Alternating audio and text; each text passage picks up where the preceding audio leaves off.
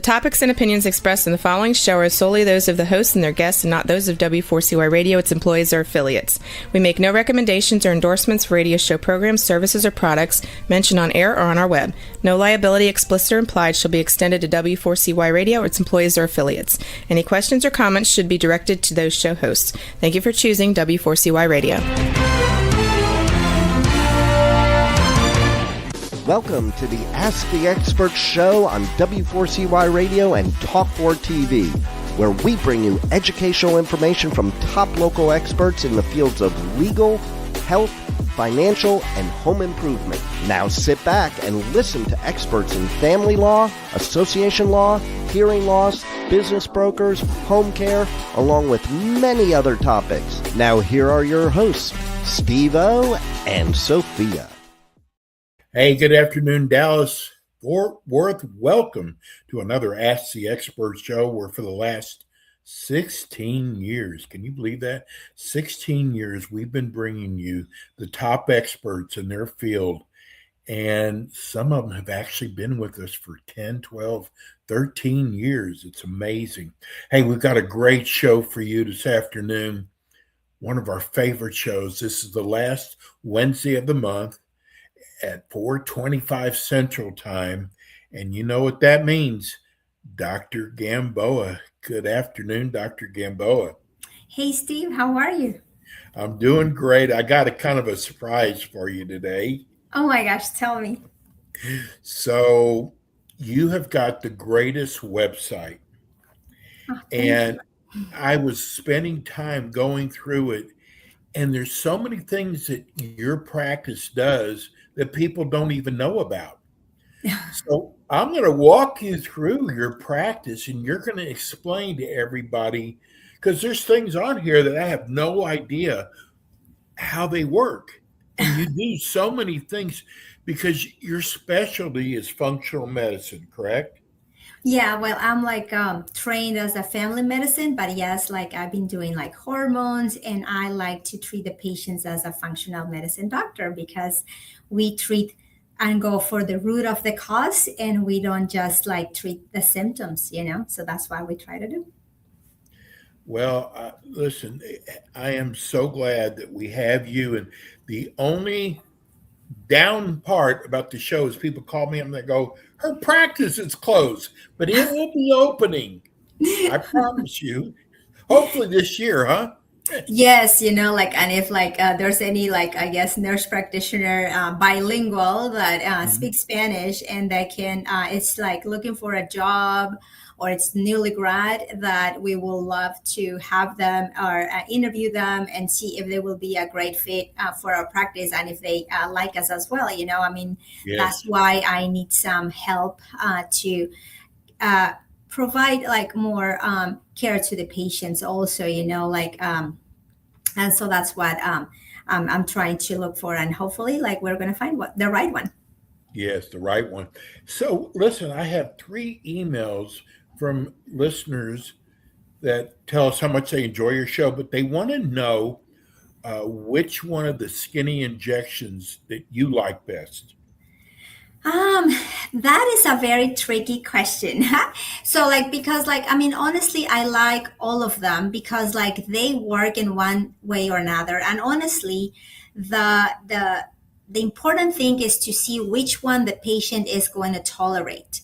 Because Yes. what happens is all of them are great. Of course, one is a little older than the other ones. And I always like to make the analogy of the iPhones. It's like having an iPhone 14 versus a 17. Both of them are iPhones. They work great. But of course, the 17 is going to have more benefits or more bells and whistles than the 14. So basically, it's similar to that. And with the time, we're going to even have newer generations, even 3 peptides instead of only 2 or 1. But honestly, I like the one that the patient is going to tolerate, is going to be consistent with. It's not going to give them a lot of adverse effects. Both of them have shown in the different trials that they are very good with weight loss. Of course, one is a little bit less than the other, but I always try to see which the patient is willing to tolerate better. I love both of them because I had great success with both. Also, like I had some patients that unfortunately they did not do well with any of them. So it can vary depending on the patient. I don't have a favorite. I love both of them because both of them work great. What are both of them? Both of them is like Wegovy, as we know, like it's semaglutide, the generic, and the other one is Zepbound. Monjaro for the diabetic portion of the side of that side, and then Ozempic for the version of the diabetic version of the semaglutide. So those are the two injections that are in the market. And the other thing now that you brought up the weight loss is that the FDA recently approved a higher dose of the Wegovy. So like usually it goes from 0.25 up to 2.4. And now they approved the 7.5 milligrams. So for those people, and it sounds like a big jump, right? From like 2.4 Yes. 7.5. However, in the trials, they've seen that people that were tolerating, they were on kind of like in a plateau with the 2.4. They did well with the 7.5, and they were able to get more weight loss with that. So that's another thing. But I will honestly, like I'm very conservative, so I will be a little cautious to go and jump right away from the 2.5 to the 7.5. Yes. I will have to see more of the trials and see how it works. But apparently that had great results, and that's why the FDA approved it, a higher dose of the Wegovy. So I understand there's also an oral out there now. Is that true? Dr. Gamboa? Yes. Thank you for bringing that up. So like it's also the Wegovy pill. Yes. Yes. Can you hear me?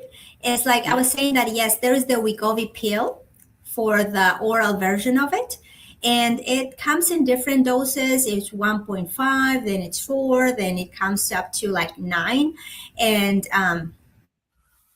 then 15. So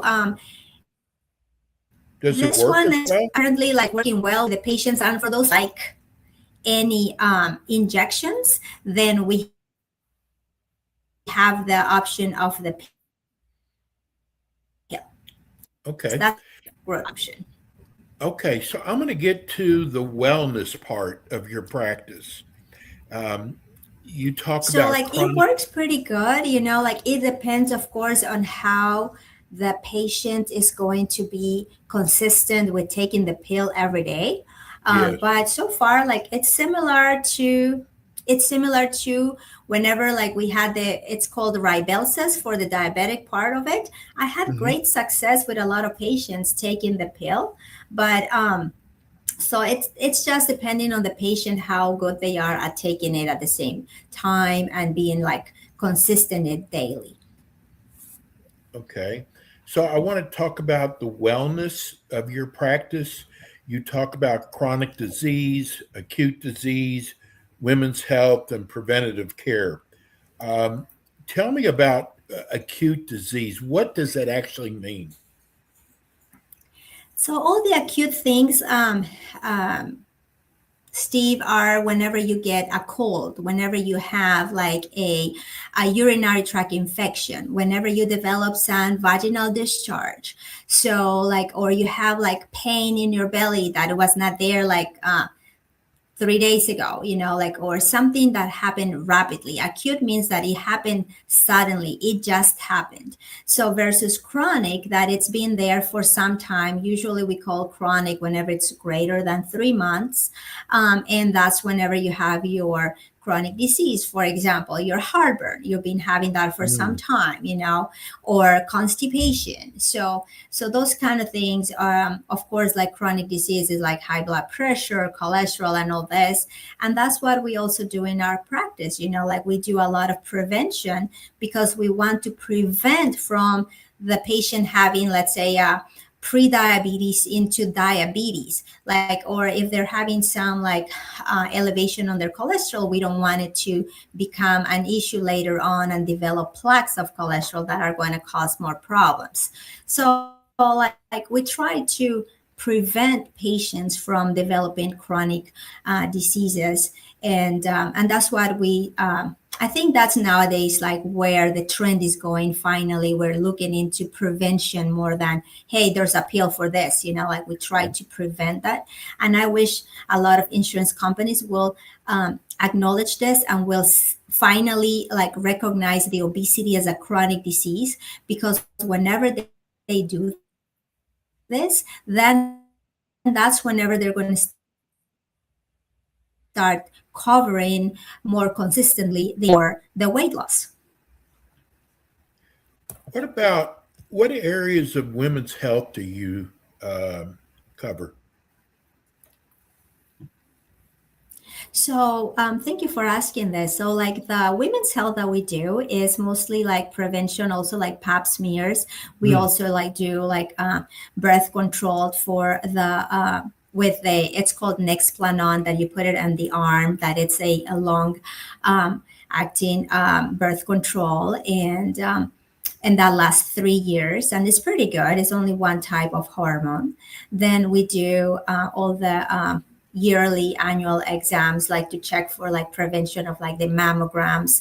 We do colonoscopies, like for women and for like men's, like we order it, we don't do them.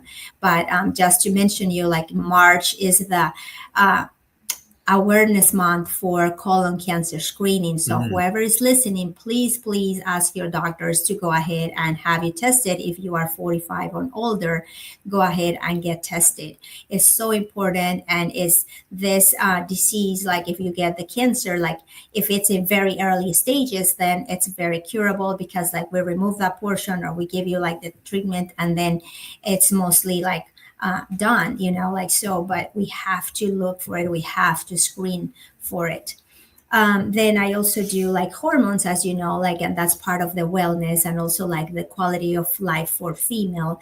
And I'm really happy to know that nowadays there's more awareness of perimenopause, menopause. A lot of like females that are in the mid 30s, mid 40s are having a lot of symptoms of brain fog, irritability. They're not sleeping well. They are having like fatigue, or they start having some joints aches and pains. So, and that's part of the perimenopause, and later on, whenever we go into the menopause, when it's like we don't have any more periods, that's whenever those like symptoms intensify, like then we have hot flashes, we cannot sleep, you are more irritable. So like the energy, memory loss, brain fog.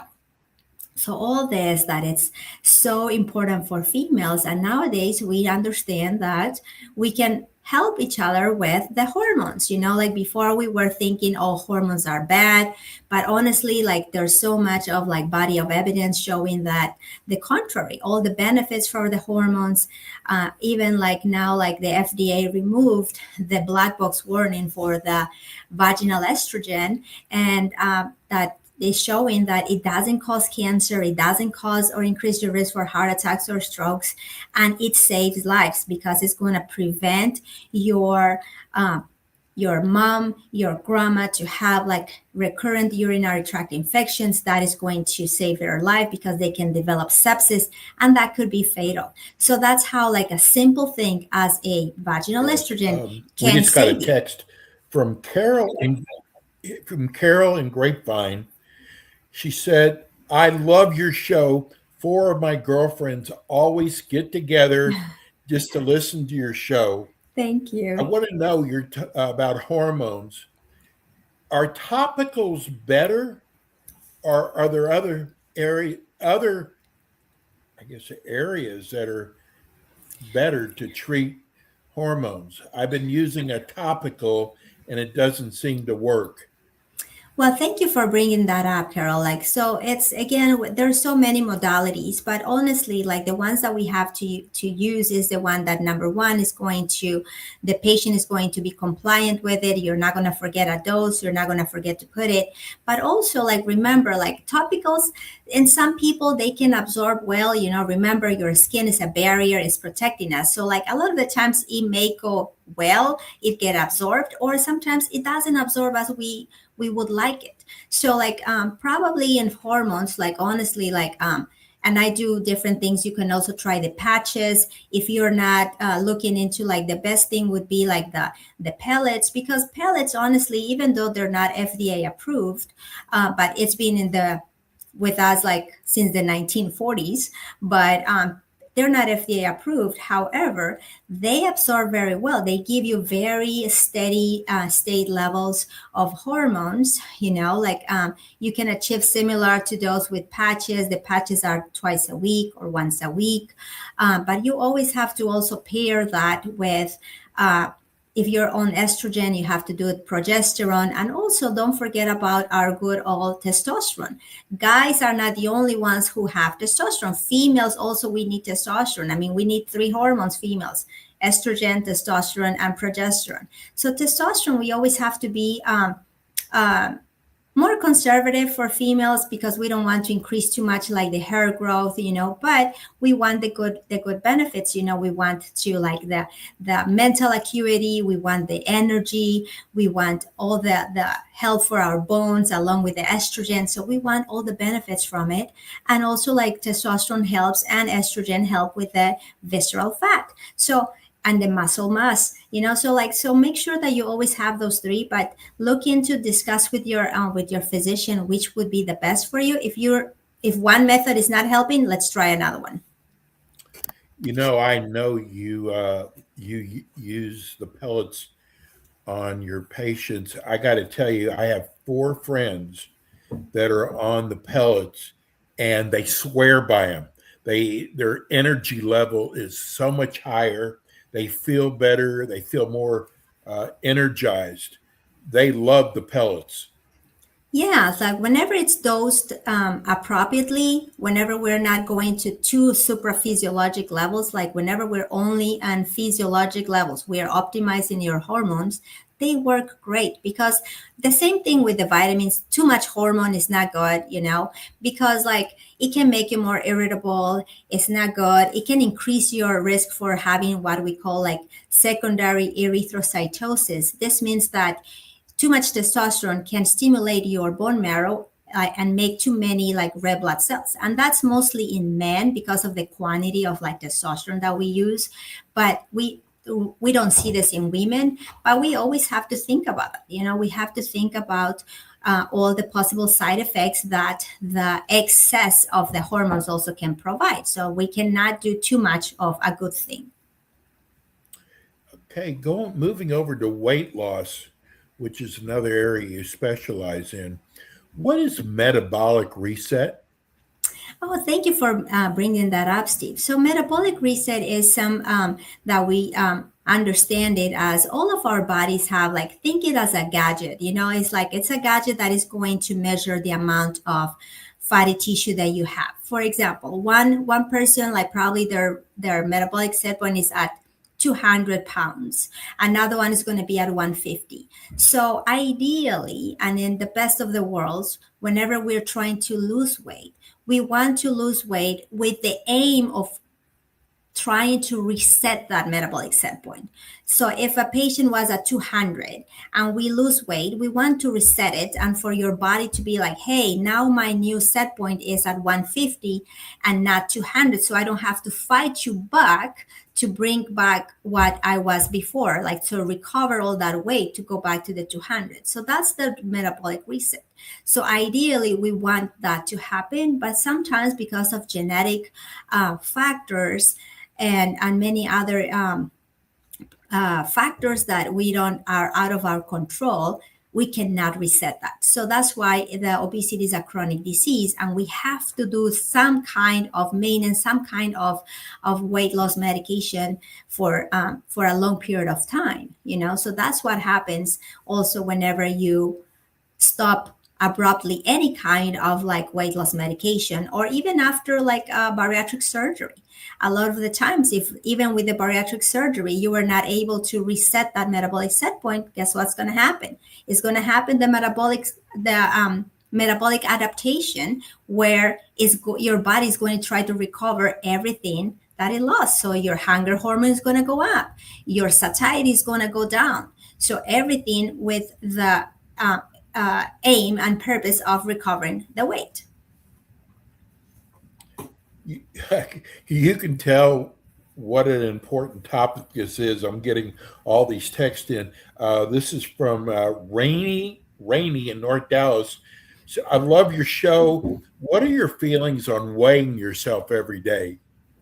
Oh, thank you for bringing that up because that could be a very sensitive topic. So, there are people that they feel the need to like weigh in themselves and they make themselves accountable. But in some other patients, it can cause a lot of anxiety, a lot of stress, and a lot of like issues with that. Oh my gosh, I didn't weigh myself. So you always like try to see the patient where they are and try to tell them, okay, so only weigh yourself once a week.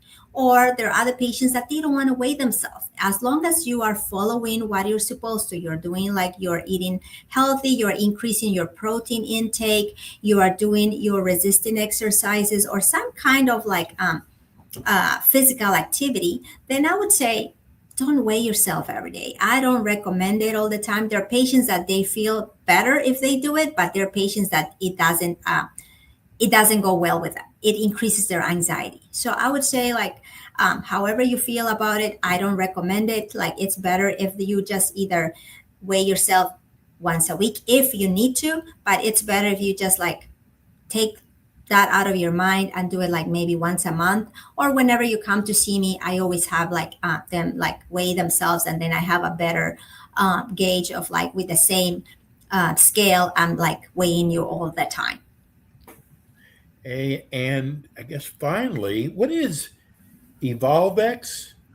Oh yes, Steve. Like Evolvex. Evolvex is from the it's from the InMode company, and Evolvex is something that helps you with the body contouring a little bit. You know what it does? It's a combination of radio frequency with EMS, basically stimulation, electric stimulation of your muscles. So it's very interesting how it works because with the radio frequency, not only tightens your skin, but also melts the fat.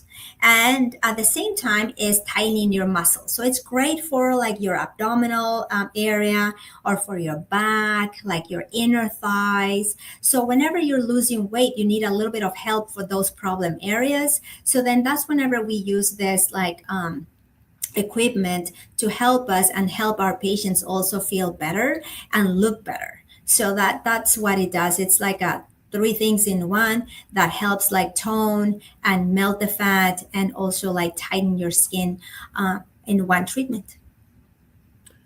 Well, as always, your show goes by so fast. You've got the greatest website. Listen, I want to Thank send you. people to your website. Give them that. Thank you. Yes, it's going to be www.elitecare-clinic.com. And also the other portion of the website that is the Metastatic is coming. We are getting into building it. And I know I'm sorry it says that right now I'm not taking new patients, but it's coming. It's coming. Like honestly, I'm looking for someone to help me and it's going to be great because like whenever I have that help, it's going to be awesome. So that's what I'm looking forward to. We got a real quick question from our chat line. What is the difference between EMS and TENS? Oh, like yes, the TENS unit is a little bit more superficial, and that's more whenever like you're doing like the whenever you have like muscle issues, your back, and you're having some pain. So like it kind of distracts a little bit your brain from like the pain. So those are the TENS unit. But this one is going like more like I had it done, so it's kind of feels like this. What do you call it? Ants, like going like this electric impulses, like, and you can see your muscles contracting. It's very interesting how it does, but you feel the contraction. So it's like, it's a little different, same concept kind of thing, but a little different in intensity and also the way it causes the contraction of the muscles. I got to get this. This is from a local doctor in Oh, Mesquite. He said, I wish you would have been my professor in medical school. oh my That's a gosh, thank compliment. you. Yes, thank you so much. That is an awesome. And you know what? Like in medical school, unfortunately, we don't learn all this. So if you're interested in doing this, I would say like go for it, like the A4M, a lot of like functional medicine areas. Like if you are willing to like go and get diplomat of the obesity medicine board, so do things on your own that you like or you are passionate about it, and learn about like hormone replacement and all this. So if you're wanting to do that, like go ahead and do it, because in medical school they don't teach you all this. It's like you have to look for your own and see what is your passion, what do you want, like how do you want to help the patients, what are you looking for? Well, you're going to be back again the last Wednesday at 4:25 Central Time. Dr. Gamboa is always with us. Thank you. We love you. Thank you so much. Thank you, Steve. And thank you so much for allowing me to have these little minutes and to teach everyone and to let them know what I do. And not only that, but like teach them a little bit about weight loss, hormones. And I love that. You have no idea how many people you're touching. We'll see you next month, Dr. Gamboa. Awesome. We'll see you. Bye-bye. It's Dr. Gamboa. She's been with us all a year and a half. She'll be back in with us next month. That's it for us today. We'll be back in with you next week with more Ask the Experts. Thanks for tuning in today to the Ask the Expert show on W4CY Radio and Talk4 TV. Tune in next week and every week to hear more from our experts on personal injury, insurance, air condition repairs, estate planning, Medicare, and many other topics in the areas of legal, health, financial, and home improvement. See you next week.